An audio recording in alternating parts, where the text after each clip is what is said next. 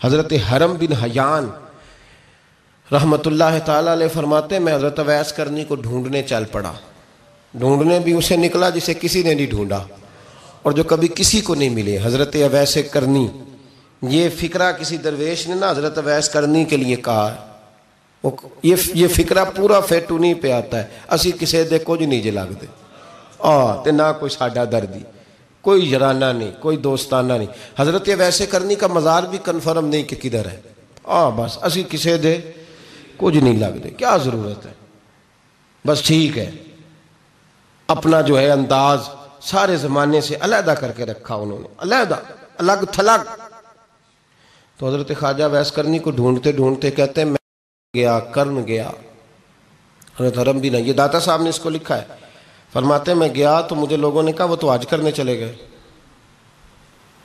کہتے ہیں جب میں مکے گیا تو میں نے لوگوں سے پوچھا اویس کرنی آئے تھے؟ کہنے لگے ہم تو نہیں جانتے. یہ تو میرے جیسے لوگ ہوتے ہیں نا جن کی تصویریں زیادہ نکلتی ہیں تو جن کی ویڈیو زیادہ ہوتی ہے تو لوگ زیادہ جاننے لگتے ہیں، ورنہ رب کریم کے بندے تو چھپے ہوئے چکر میں پڑے ہی نہیں. کون اویس کرنی؟ تو انہوں نے کہا کہ حضرت اویس کرنی، چہرے پر برس کے داغ ہیں، کمزور سا وجود ہے، داڑھی زیادہ گھنی نہیں. جب حالات بتائے تو کہنے لگے اس طرح کا ایک شخص آیا تھا، اس نے طواف کیا تھا. پہلے بھی دنیا کرتی ہے پر جب اس نے کیا ہے نا تو اس کے طواف نے وہ خود بھی رویا ہے اور بھی بڑے روئے ہیں. وہ جب حجر اسود پہ آیا ہے تو رنگ بدلتا دیکھا ہے. کہا وہ کدھر گئے؟ کہنے لگے پورا نہیں پتا، اتنا ضرور خبر ہے کہ ان کے انداز بتاتے تھے کہ اب مدینے جائیں گے. تو جناب حرم بن حیان کہتے ہیں پھر میں مدینے گیا، میں نے خواجہ اویس کو ڈھونڈا. میں نے کہا یار میں نے حضرت خواجہ اویس کرنی کو ملنا ہے، کسی نے بتایا ہے کہ وہ مدینہ شریف آئے. تو لوگ کہنے لگے ہم نہیں جانتے وہ کون ہے. لیکن نا دنیا جان گئی، دنیا میں بڑا کچھ ہو گیا، بائی نیم لوگ جاننے لگے، ہوٹلوں پہ پہچاننے لگے، سڑکوں پہ پہچاننے لگے. لیکن بات تو یہ ہے کہ جن کو پہچاننا چاہیے اگر وہ پہچان لیں پھر تو بڑی بات ہے، پھر تو بڑی بات ہے.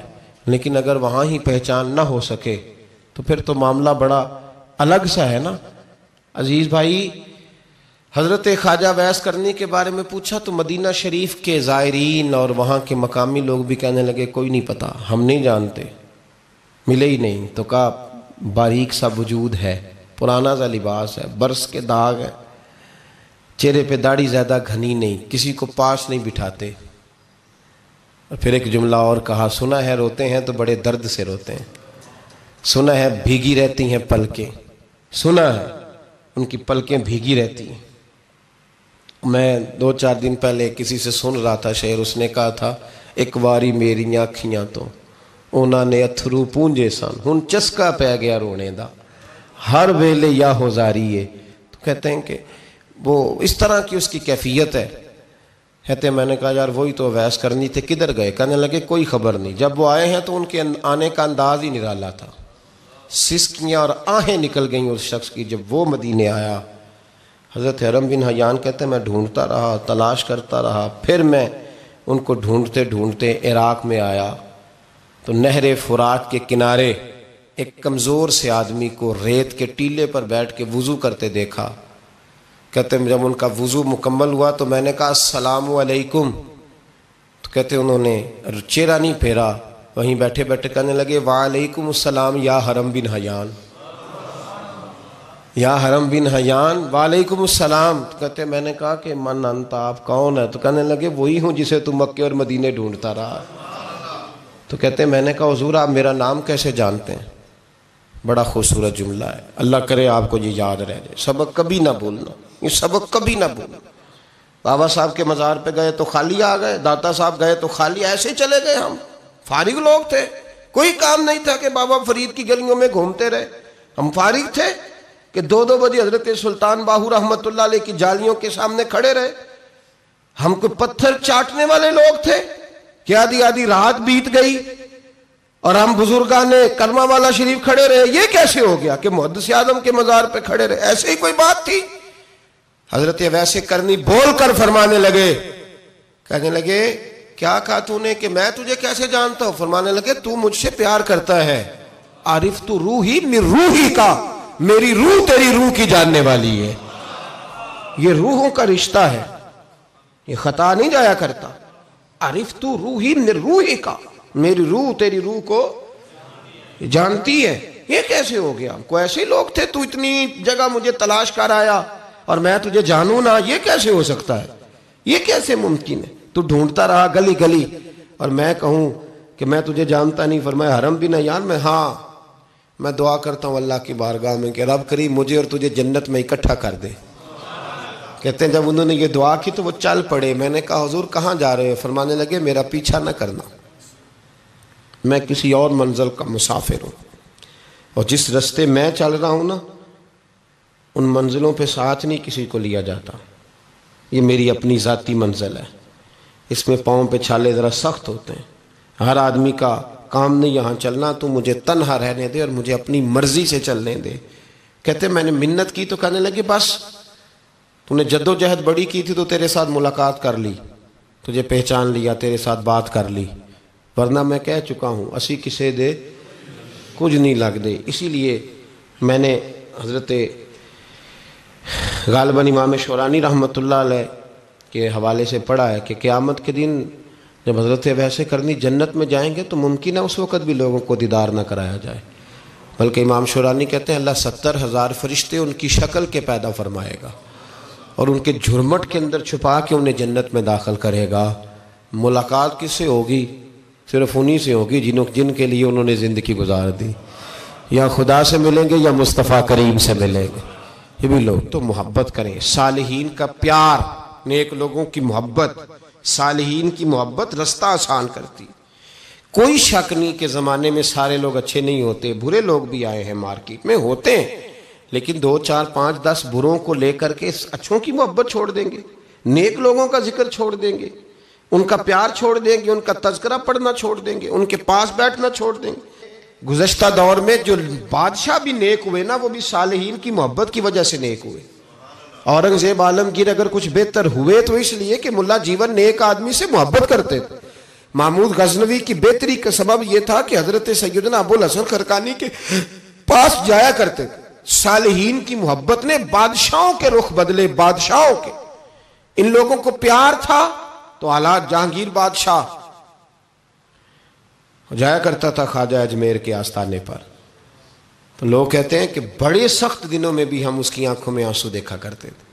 درد والی جگہ پہ جاتے تھے نا لوگ تو درد مند ہو جاتے، اس لیے صالحین کا پیار کبھی نہ چھوڑے، کبھی نہ چھوڑے۔ میرے بھائی کپڑوں پہ مٹی پڑ جائے نا تو کپڑے دھوئے جاتے ہیں، اتار کے پھینکے نہیں چاہتے۔ چیزیں غلط ہو جائیں تو گرد جھاڑی جاتی ہے، اس نظام کو چھوڑا۔ صالحین کا پیار کبھی نہ چھوڑنا، کبھی نہ چھوڑنا۔ رب کریم کے بندوں کی محبت اللہ تبارک و تعالیٰ کے قریب کرے گی آپ کو، اللہ کے بندوں کی محبت آپ کے اندر جلوے پیدا کرے۔ اور اگر آپ ان کو پڑھیں گے، میں جب پاک پتن شریف جاتا ہوں یا کسی مزار پر میں کھڑا ہوتا ہوں نا تو وہ جو حالات پڑے ہوتے ہیں نا ان بزرگوں کے وہ سامنے آتے ہیں کہ یہاں خواجہ نظام الدین محبوب الہی تشریف لائے۔ دیکھیں نا اگر کوئی بندہ سوچے تو ہو سکتا ہے کہ اس کا کلیجہ پھٹنے کو آئے جب خواجہ نظام الدین صاحب کہتے ہیں کہ جو باب جنت ہے نا بابا فرید صاحب کا، کہتے ہیں ایسی باب جنت نہیں، فرماتے ہیں جب بابا صاحب کا وصال ہوا تو بابا صاحب وہیں لیٹے ہوئے تھے جہاں آج ان کی مزار ہے، اور ان کے سرانے بالکل جس جگہ کو لوگ باب جنت کہتے ہیں وہاں میں نے رسول پاک کو کھڑے ہوئے دیکھا ہے۔ اب کوئی آدمی حضور کی خوشبو محسوس، اس کا ایک ارادہ بن گیا نا کہ یہاں حضور کھڑے تھے، اس پر کیفیت کیا طاری ہوگی، اس پر انداز کیا ہوگا، اس پر وارد کیا ہوگا، وہ کہاں پہنچ جائے گا 1-2 منٹ کے اندر۔ تو یہ تو اس وقت ہے جب اس کے محسوسات ہوں گے، جب وہ نظریاتی طور پر اس بات سے متفق ہوگا، جب وہ خوشبو محسوس کرنے کی صلاحیت رکھتا ہوگا۔ ایک بات عذرائے محبت ہے، کہہ دیتا ہوں چونکہ سوالات ہوتے رہتے، کہہ دیتا ہوں۔ اعلیٰ حضرت کے ایک مرید تھے مولانا حشمت علی خان صاحب رحمۃ اللہ، بڑے تگڑے آدمی تھے، جن لوگوں کی پوزیشن بڑی سخت فاضل لوگ ہوتے ہیں نا، اور حاضر جواب 1 منٹ سے پہلے پاک پتن شریف گئے تو باب جنت سے گزر کے آئے۔ باب جنت سے کسی ہمارے عالم نے نہیں لکھا کہ جب وہاں سے گزر گیا اب توبہ نہ کرے اور کوئی اچھا عمل نہ کرے تو جنت میں جائے گا، بس یہ کہا کہ ایک دروازہ ہے جہاں خواجہ نظام نے حضور علیہ السلام کو کھڑے دیکھا، گزر جائے کوئی تو الحمدللہ اس کے لیے ایک برکت ہے۔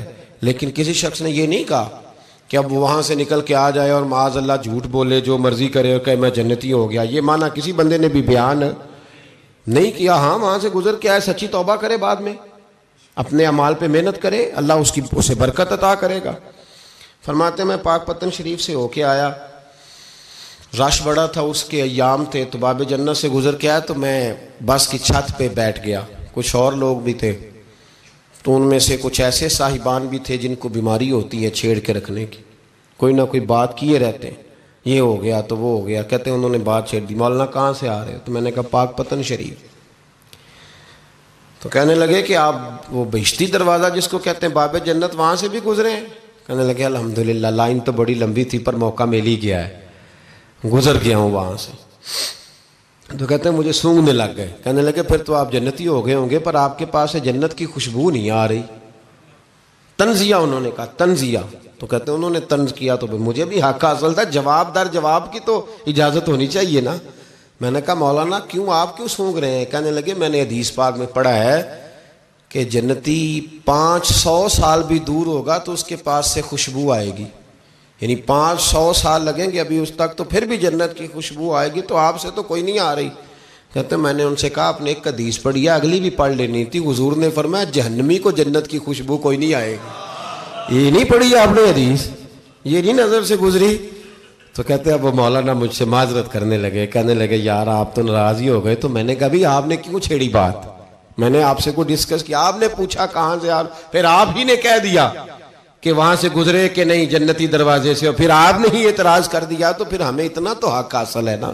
ہم آپ بھی کرتے ہیں تو ہو جاتے ہیں بدنام، اور تم قتل بھی کر دو تو چرچا نہیں ہوتا، ہمیں بھی تو حق حاصل ہے نا، اتنا تو جواب در جواب ہم دے سکتے ہیں۔ تو بھائی اس لیے صالحین کی محبت کبھی نہ چھوڑیں، اللہ کے بندوں کا پیار کبھی نہ چھوڑیں، کسی بزرگ کا ذکر ہو، کسی صحابی کی بات ہو، اہل بیت حتیٰ کہ انبیاء کرام علیہ السلام، اللہ کے انبیاء کی محبت، ان کی تعظیم، ان کا اکرام اپنے دل میں بٹھائیں، اس کو جگہ دیں۔